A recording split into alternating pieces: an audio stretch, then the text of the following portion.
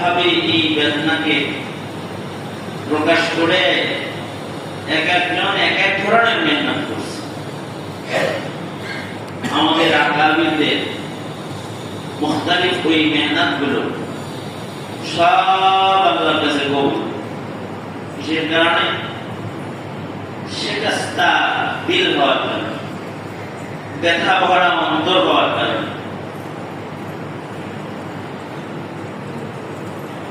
হুজ্জাতুল ইসলাম কাসেম নানভী রহমাতুল্লাহ আলাইহি ওনার দিলের ভিতরে এক ধরনের ব্যথা ছিল, যে কারণে ইলমি খিদমাতে কওমি মাদ্রাসার চিরন্তন যে এক ধারা কিয়ামত পর্যন্তের জন্য আল্লাহ তাআলা চালু করেছেন, ওনার দিলের ব্যথার কারণে করছেন। ওনার সাথে এক ঝাঁক আকাবির এরকম ব্যথা ভরা ছিল।